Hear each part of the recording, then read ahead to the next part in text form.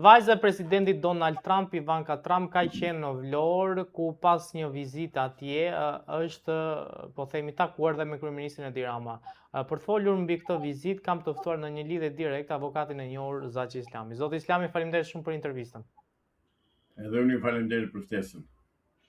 Avokat, besoj se e ke ndjekur vizitën e fundit të zonjës Trump në Vlorë. Duket se tashmë Sazani dhe Zvërneci nuk janë më të Shqipërisë, por janë dhënë për biznes tek familja Trump. Jo, nuk është e vërtet, nuk janë të familja Trump.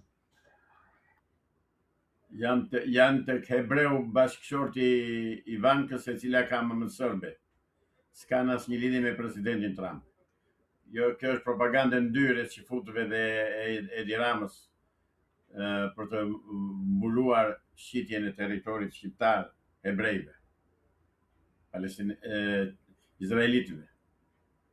S'ka asnjë lidhje presidenti Trump me atë punë.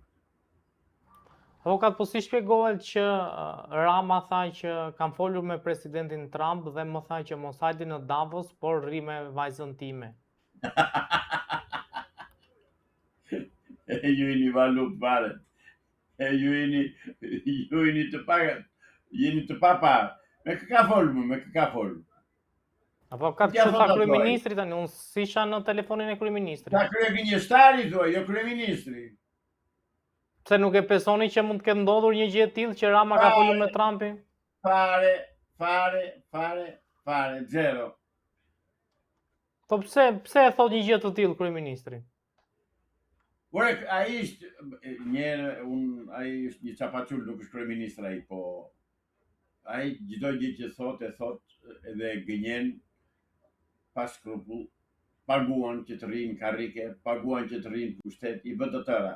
Nuk ka asnjë të vërtet në sa thot ai lidhur me të bien e presidentit. Presidenti nuk e vën politikën e Shtetit Bashkuara nëpërmjet të BI-s, o zotëri, që janë këto që thonë me këtë tallet ai. Ore, ai tallet me kokë pagurët që ven pas ti edhe pas protestave që bën ky tjetri, non grata tjetri që dele tallet me njerëzit i merrin xhiron bulevard, që se u do marrën pushtetin, po hajde pëllisni ju Ramaik. Pra, që t'i vëm kokë muhabetit, nuk ka asnjë lidhje Edi Rama me familjen Trump dhe me presidentin Trump. E ka përjashtuar Shqip. Pra ishte Trump që ka përjashtuar Ramën? Po, patjetër. Që s'ka dalë me asnjë vend, avokat. Dëgjoj zotëri, dëgjoj. Donald Trump është presidenti i Shteteve të Bashkuara të Amerikës dhe ka një protokoll zyrtar të miratuar në qeverinë e tij, kush do bëhet ambasador, kush do bëhet përfaqësues e tjera.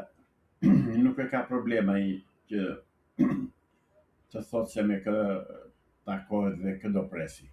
Këto problemi i ka Edi Rama që vdes për të bërë një fotografi me presidentin amerikan, ta paguaj. Ore, a nuk ishte ky moshtër që vajte pagoj $880,000 për të bërë një fotografi atje, edhe vajte si bashkëshortja e shokut që quhenin atë. Për këtë tha që ishte bashkëshortja e tij që paraqesit. Bilalit. Gruaja e Bilalit. Ja, ky është. Edhe ti e beson e mas që mua në bisedë. To e një tjetër serioze, pas vllai. Avokat, ne këto tema diskutojmë, analizojmë, se s'mund të shpikim tema. Ka ndodhur, ne jemi përballë një fakti që vajza e Donald Trumpit ka shkuar në Vlorë, ku pritet që Sazani dhe Zvërneci t'i jepet vajzës Donald Trumpit. Tani, nuk është e vërtet. Po si s'qenka? Ja, s'është fare e vërtet, sepse vajza e Donald Trumpit është e martuar me hebreun filan George se ka i Kushner. Pun ka Trumpi me dhëndërin.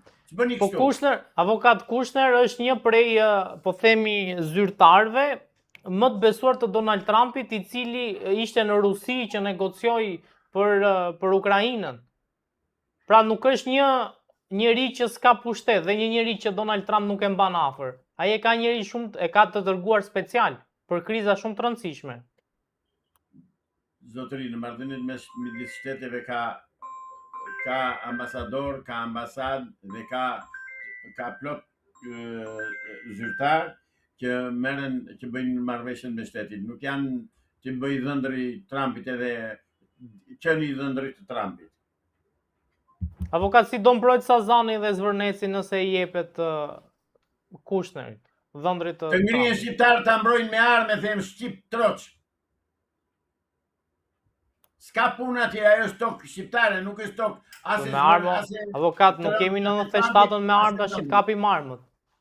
Po më jepja në Shqipërinë, dakor, të jepja në Shqipërinë. Po protest në mënyrë paqësore, pse duhet me armë patjetër? Të bllokohen. Jo zotri, jo, s'ka protest kur tjetri të pushton. Ka të është pushtim, se s'ta ka marrë me zor atë, ja ke dhënë vetë, ja ka dhënë qeveria jonë. Pushtim është me tarë. Nreu rëzoj qeverin që të rëthton.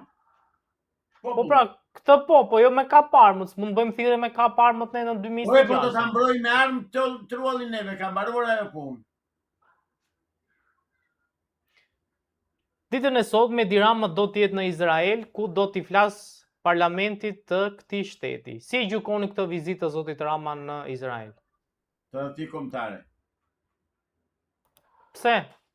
Ka që thjesht. Ai ishte aq i pa fytyrë dhe aq i pa fytyrë, aq i pa nder sa shkon dhe takon një krye kriminal që vret dhe djeg me zjarr dhe me hekur një popull në gaz. I tillë që Edi Rama, aq kriminal sa ai është. U kam thënë dikur në një nga intervistat që kam dhënë tek ju që Edi Rama ka një urrëtie të jashtëzakonshme për popullin dhe thot populli duhet shkelur që të dojë, të respektojë. Dhe pikërisht atë po bën. Dhe atë bën mbështet bombat dhe raketat e Netanyahut kundër banorëve palestinezë në truall të tyre të pushtuar nga qifutët. Zoti Rama do të jetë ditën e sotme në Izrael, ku do të ketë një vizitë atje. A besoni që ky shtet po negocion me Donald Trump për të sheshuar raportet mes Donald Trump dhe zotit Rama? Gjithçka bën vaki. Tani unë çdo gjë që thuhet e besoj. Lidhur me Izraelin dhe me Amerikën. Sepse ata dinë që bëjnë. E besoj dhe tradhtin që po na bën kryeministri juaj.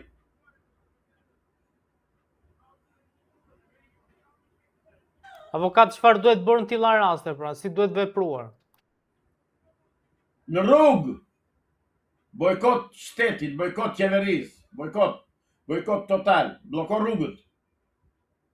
Ka dalë zoti Berisha në rrugë, protesta që kishte mjaft. Dëgjoj. Berisha nuk ka dalë për të rëzuar Edi Ramën. Berisha ka dalë, u thot atyre rrini mbas meje dhe mbani mua. Dhe Berisha siç e pat, i çoi deri në një faroni, pastaj hipi makinën se iku. Dhe shkopit e gomës dhe përplasjet dhe të rrahurat i han policët dhe demonstruesit. Dhe unë u thash policëve, mos i prekni, i thash drejtorit policisë, mos i prekni protestuesit se nuk kanë faj ata. Po protestuesit kanë ato hakët e tyre dhe të drejtat e tyre për protestuar dhe nuk e shohin që Sali Berisha është tradhtari numër 1 i tyre. Është ai Musai Saliu që i tradhton, është ai që na ka tradhtuar gjatë gjithë këtyre 35 vjetëve. Është ai kolonë 5 në demokracinë shqiptare. Është ai spiuni i Serbisë e i Dregjit me të Mirit. Është ai që u dha detin grekëve, është ai që ka vrarë shqiptarët. Është ai që dorë e tij e stërgjatur është tek vrasjet që janë bërë të elementëve të ndryshëm opozitarë në Shqipëri. Prandaj sa kohë që të vjen pas Berishës, aq kohë janë të humbur shqiptarët. Avokat, Rama tradhtar, Berisha tradhtar, ka ndonjë politikan që mund t'i besojmë? Politikanët nuk mund të dalin në këtë situatë. Sot këtu jemi në situatë lufte. Po dole, unë dale flas, intervista jep të kjuve dhe më thonë mua je patronazhist, je me Edi Ramën, ata të Edi Ramës më thonë je me Salihu, na ish non grata, e kupton, shqiptarët nuk janë të gjendje të kuptojnë kush flet për vendin dhe kush flet për partitë. Unë nuk flas për asnjë parti, se asnjë parti nuk më përfaqëson mua, asnjë parti nuk përfaqëson ty. Thjesht janë grupe gangsterësh edhe hajdutës që kanë uzurpuar karriket e kuvendit dhe për atë rrinë. Se edhe opozita në pushtet është, mos kujtoni se pa pushtet, nuk ka pushtet ekzekutiv, po pushtet ka që kemi atë punë. dhe i lëpihet Edi Ramës si do qefi Edi Ramës. Kaq. Avokat, faleminderit shumë për intervistën. Edhe unë ju falenderoj juve për ftesën dhe mirupafshim në intervista tjera.